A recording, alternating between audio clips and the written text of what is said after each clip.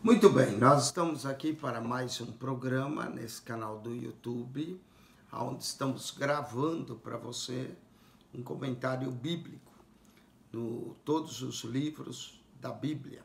Estamos no quarto livro do Antigo Testamento, o livro de Números, que possui 36 capítulos, 1288 versos. Agora, o capítulo 29, nós vamos ter as ofertas que eram feitas na festa das trombetas. Em Levítico, nós vamos encontrar 7 festas judaicas, pois você pode estudar Levítico 23, nós damos sentido de cada festa. Aqui em Números, nós encontramos a oferta que era feita na festa. E é isso que é bonito nos livros do Pentateuco. Um livro completa o outro. Levítico fala da festa, Números diz qual é a oferta que tem que oferecer na festa das trombetas, nas festas solenes, e depois nós vamos ver a lei acerca dos votos das mulheres. Vamos lá. Semelhantemente, tereis santa convocação no 7º mês.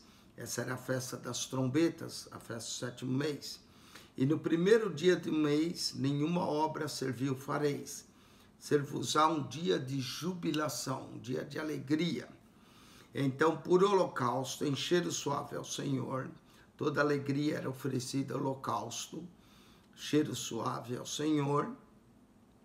Oferecereis um bezerro, um carneiro e 7 cordeiros de 1 ano sem mancha. Os animais todos deveriam ser sem mancha. Deveria ser puro, e pela sua oferta de manjares, de flor de farinha, misturado com azeite, 3 décimas para o bezerro, 2 décimas para o carneiro e 1 décima para o cordeiro, para cada um dos 7 cordeiros. Então, era sempre assim, né? Quando fosse o bezerro, 3 décimas, se fosse o carneiro, 2 décimas, e quando chegava o cordeiro, 1 décima, mas era 7 cordeiros.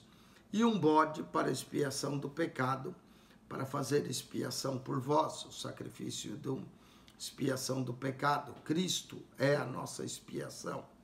Além do holocausto do mês e a sua oferta de manjares, e o holocausto contínuo, que é aquele cordeiro que sacrifica de manhã e ou à tarde, e a sua oferta de manjares com as suas libações que são derramadas, segundo o seu estatuto de cheiro suave, oferta queimada ao Senhor. No dia 10 desse 7º mês, tereis santa convocação, e afligireis a vossa alma, e nenhuma obra fareis, mas por holocausto em cheiro suave ao Senhor, oferecereis um bezerro, um carneiro, e 7 cordeiros de 1 ano, ser-vos-ão eles sem mancha, todo animal tinha que ser sem mancha. E pela sua oferta de manjares e flor de farinha, misturado com azeite, 3 décimas, 3 para o bezerro, 2 décimas para o carneiro e 1 décima para o cordeiro. Então começa 3, 2, 1, não é? Aqui alguns vê a trindade também, nessas ofertas de manjares. Um bode para expiação do pecado, além da expiação do pecado pelas propiciações e holocausto contínuo. O holocausto contínuo era aquele cordeiro que era de manhã e outra à tarde. E a sua oferta de manjares com a sua libação. Vamos ver as ofertas nas festas solenes, verso 12. Semelhante aos 15 dias desse 7º mês, 3 festas ocorriam nesse 7º mês. A primeira ocorria no primeiro dia do mês, a segunda no 10º dia e a terceira no 15º. Semelhantemente aos 15 dias desse mês, tereis santa convocação, nenhuma obra servil fareis, mas 7 dias celebrareis festa ao Senhor, e por holocausto em oferta queimada de cheiro suave, oferecereis 13 bezerros, 2 carneiros e 14 cordeiros de 1 ano ser-vos-ão sem mancha. Os 14, um de manhã, outro à tarde. e pela sua oferta de manjares e flor de farinha, misturado com azeite, 3 décimas para um bezerro, cada um dos 13 bezerros, 2 décimas para cada carneiro, entre os 2 carneiros, e para um cordeiro, 1 décima, para cada um dos 14 cordeiros que ia sacrificar, e um bode para expiação do pecado, além do holocausto contínuo, a sua oferta de manjares e a sua libação. Depois, no segundo dia, 2 bezerros, dos 2 carneiros, 14 cordeiros e 1 ano sem mancha, e a sua oferta de manjares e as suas libações para os bezerros, para os carneiros e para os cordeiros, conforme o seu número, segundo o estatuto, e um bode para expiação do pecado, além do holocausto contínuo e a sua oferta de manjares e as suas libações. E no terceiro dia, 11 bezerros. Então, veja bem, começava com 13, depois vai para 12, depois 11, 2 carneiros, 14 cordeiros e 1 ano sem mancha, e as suas ofertas de manjar e as suas libações para os bezerros, para os carneiros e para os cordeiros, conforme o seu número, segundo o seu estatuto, e um bode para expiação do pecado, além do holocausto contínuo e a sua oferta de manjares e a sua libação. E no quarto dia, 10 bezerros, 2 carneiros, 14 cordeiros e 1 ano sem mancha, e a sua oferta de manjares e as suas libações para os bezerros, para os carneiros e para os cordeiros, conforme o número, segundo o estatuto, e um bode para expiação do pecado, além do holocausto contínuo e a sua oferta de manjares e a sua libação. Note, para cada dia dessa festa, sempre um bode para expiação do pecado. É chamado bode expiatório, que expiava o pecado. Aí o holocausto contínuo. Então ocorria aqui essas festas, que era a festa das trombetas, e depois a festa das trombetas acabava virando na festa dos tabernáculos, e depois Yom Kippur, no 7º mês, que era o dia da expiação. E no quinto dia, 9 bezerros, 2 carneiros e 14 cordeiros de 1 ano sem mancha. Note que vai diminuindo o número de bezerros que são sacrificados, mas os carneiros mantêm, e os 14 cordeiros também mantêm de 1 ano sem mancha. E a sua oferta de manjares e a sua libação para os bezerros, já sabe, a libação já são 3, 2, 1. Para os carneiros e para os cordeiros, conforme o número, segundo o estatuto, e um bode para expiação do pecado, além do holocausto contínuo e sua oferta de manjares e a sua libação. Verso 29. E no 6º dia, 8 bezerros, 2 carneiros, 14 cordeiros e 1 ano sem mancha, e a sua oferta de manjares e as suas libações para os bezerros, para os carneiros e para os cordeiros, conforme o seu número, segundo o estatuto, e um bode para expiação do pecado, além do holocausto contínuo, a sua oferta de manjares e a sua libação. E no 7º dia, 7 bezerros, 2 carneiros, 14 cordeiros e 1 ano sem mancha, e a sua oferta de manjares e as suas libações para os bezerros, para os carneiros, para os cordeiros, conforme o seu número, segundo o seu estatuto, e um bode para expiação do pecado, além do holocausto contínuo e sua oferta de manjares e a sua libação. O número 14 é interessante, é o número também das gerações entre Abraão até Davi, Davi até a deportação para a Babilônia, da deportação até o Cristo. 14 também é o valor numérico do nome Davi. Também 14 é o seu número de anos que Jacó trabalhou pelas suas 2 esposas, 7 anos por Raquel, foi enganado, o sogro lhe deu Lia, teve que trabalhar mais 7 agora por Raquel, 14. Também nos diz do 14 cordeiros aqui em Números capítulo 29. Então o 14 tem um significado especial. Muito bem, continuando no verso 35. No 8º dia de solenidade, nenhuma obra servil fareis, e por holocausto em oferta queimada de cheiro suave, oferecereis um bezerro, um carneiro, 7 cordeiros e 1 ano sem mancha, e a sua oferta de manjares, e as suas libações para o bezerro, para o carneiro e para os cordeiros, conforme o número segundo o seu estatuto, e um bode para expiação do pecado. Era 8 dias celebrando festa, e vai diminuindo o número de bezerros, além do holocausto contínuo, e a sua oferta de manjares e a sua libação.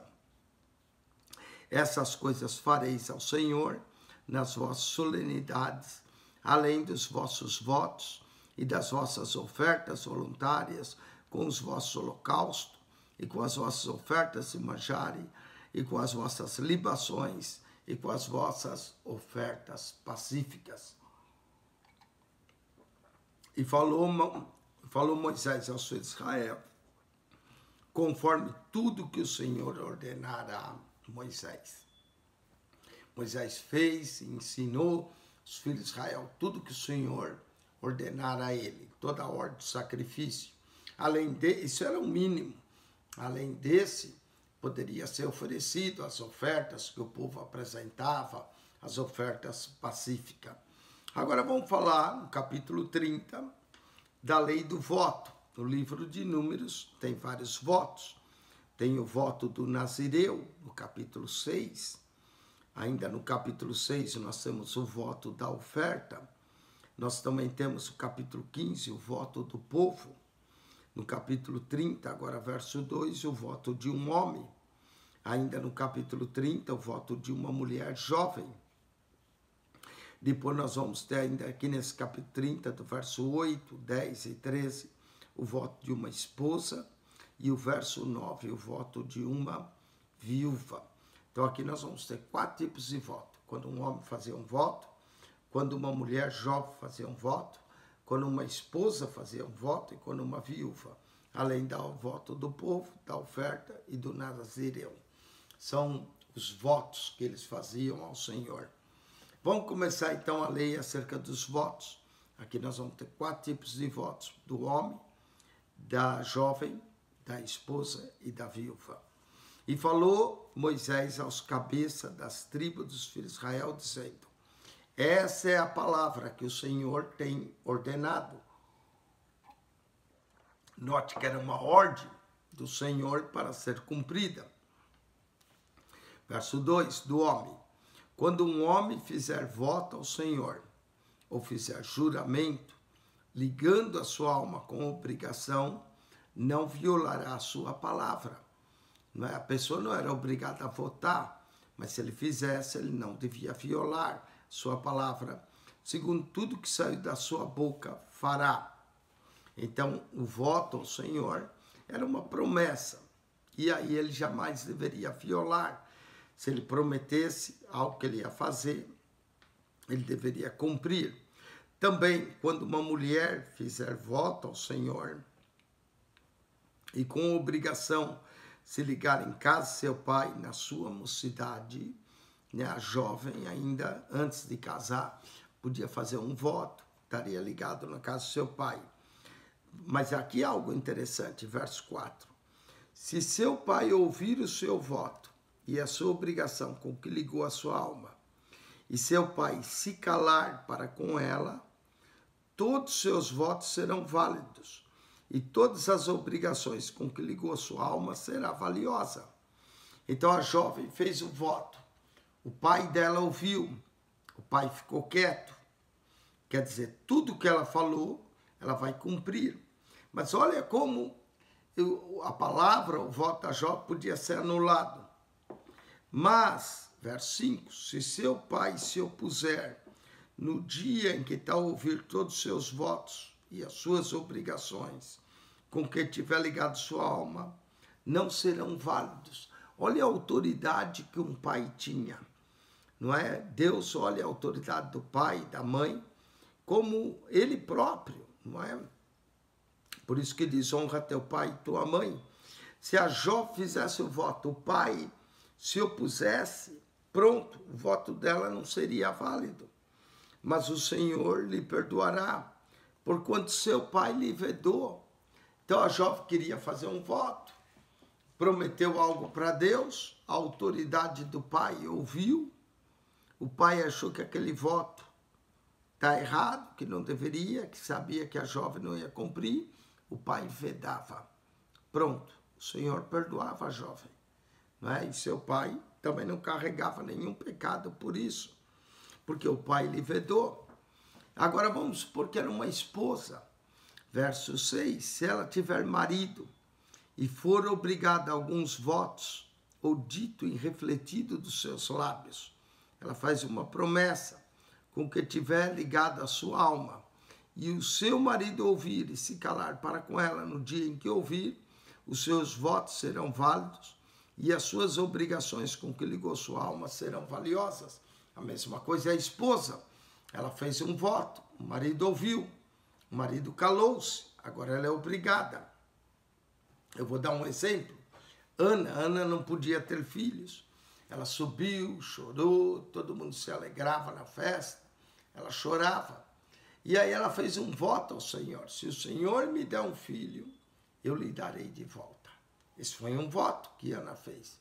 Elcana, se ele ouviu ou não, o voto nós não sabemos, mas ele não se opôs. Quando Ana concebeu e deu à luz a Samuel, assim que o menino desmamou, ela trouxe o menino de volta para cumprir o seu voto. O voto podia prometer um filho, uma filha a Deus. O voto podia ser um voto de Nazareu, que não passaria navalha sobre a cabeça e que não beberia vinho, nem o fruto da vide, não é? Nós não sabemos qual voto que a pessoa podia fazer, mas se uma mulher que era casada fizesse um voto, o marido calou-se, o voto dela era válido. Agora, verso 8, olha a autoridade que o marido tinha. Mas se o seu marido lhe vedar no dia em que ouvir e anular o seu voto a que estava obrigada, como também a declaração dos seus lábios com que ligou a sua alma, o Senhor lhe perdoará. Note que o pai tinha autoridade, a moça. Quando a moça casava, quem passava a ter essa autoridade era o marido. O marido, na posição de marido, podia vedar um voto que a esposa fizesse. Se ele se calasse, o voto era válido. Mas se ele vedasse, estava perdoada ela. No tocante ao voto da viúva, agora é a viúva, ela não tem marido, ou da repudiada. Repudiada era a mulher que tinha sido repudiada pelo seu marido, né? Na lei de Moisés era permitido o divórcio. O homem achava algo que não lhe agradava na mulher, ele a repudiava e dava-lhe carta de divórcio. Então essa mulher, a viúva, repudiada, tudo com que ligar a sua alma, sobre ela será válido. Por quê? A viúva já não tinha mais o pai, talvez para mandar nela, ou o marido. A repudiada também não. Então, o que ela prometesse ao Senhor seria válido. Verso 10. Porém, se fez voto na casa de seu marido, ou ligou a sua alma com obrigação de juramento, e seu marido ouviu e se calou para com ela, e lhe não vedou, todos os seus votos serão válidos, e toda obrigação que ligou a sua alma será valiosa. Então, se ela ainda, quando tivesse marido, a repudiada, fizesse o voto, o marido ouviu e se calou, tudo seria válido. Porém, se o marido vedasse, seria vedado. Verso 12. Porém, se o marido los anulou no dia em que os ouviu, tudo quanto sai dos seus lábios, quer dos seus votos, quer da obrigação de sua alma, não será válido. Seu marido los anulou e o Senhor o perdoará. Que autoridade que possuía o marido ou o pai de uma moça. O pai podia vedar, o marido podia vedar. Mesmo a mulher repudiada, antes de ela ser viúva, se ela fizesse o voto e o marido lhe vedou, ela estava desobrigada. Todo voto e todo juramento de obrigação para humilhar a alma, seu marido confirmará ou anulará. Que autoridade Deus concedia ao marido para confirmar ou anular qualquer voto. Porém, se seu marido de dia em dia se calar inteiramente para com ela, então confirmará todos os seus votos e todas as suas obrigações que estiverem sobre ela, confirmando-lhes tem, porque se calou para com ela no dia em que ouviu. Ele se calou em relação ao voto que ela fez, o marido ficou quieto, então o voto dela está válido. Porém, se o marido vedar, o voto está vedado, né? Verso 15, porém, se de todo lhes anular, olha a autoridade que o marido tinha para anular o voto, depois que ouviu, então ela levará a iniquidade dela. O marido podia anular qualquer voto que a esposa fizesse. Essa era a autoridade que Deus concedia ao marido. Esses são os estatutos que o Senhor ordenou a Moisés entre o marido e sua mulher, entre o pai e sua filha na sua mocidade, em casa de seu pai. Deus concedia autoridade plena ao marido, não é? E isso é válido. Por exemplo, vamos supor que uma irmã não crente tem um marido, ou uma irmã crente tem um marido não crente, e o marido quer impedir a mulher de vir à igreja. O que a mulher faz? Briga com o marido e vem? Não. Mesmo que ela queira vir, se o marido a bloquear, aqui está. Deus perdoa a irmã, não é? Porque não foi ela que vedou, foi o seu marido. E a autoridade que Deus concede ao marido é algo sagrado, tanto no Antigo quanto no Novo Testamento. Diz que o marido é o cabeça da esposa, como Cristo é o cabeça da igreja. Então, aqui os votos e a autoridade que Deus concedia ao pai e ao marido é algo interessante e maravilhoso. Com isso, nós concluímos Números, capítulo 30. Só nos resta 6 capítulos para concluir o livro de Números. Nós temos aqui a festa das trombetas no 7º mês, não é? A festa do tabernáculo também era realizada no 7º mês. E a festa solene de Yom Kippur, o dia da redenção. Todas as festas eram realizadas no 7º mês. Nós vemos as ofertas que eram oferecidas, o número de novilhos, de carneiro e de cordeiro que era oferecido, sem mancha e sem mácula. Todo animal que era oferecido tinha que ser um animal perfeito, sem mancha, sem mácula, não é? A congregação, toda vez que se ajuntava, nenhuma obra servil faria. Havia libação e a oferta de manjares que ia junto. Quando fosse bezerro era 3/10, quando fosse carneiro 2, quando fosse cordeiro 1/10. Não importava o número de cordeiros, 1/10.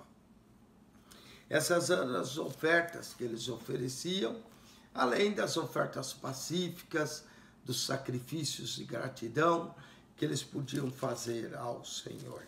As ofertas eram sempre animais e sempre havia um bode para expiação do pecado.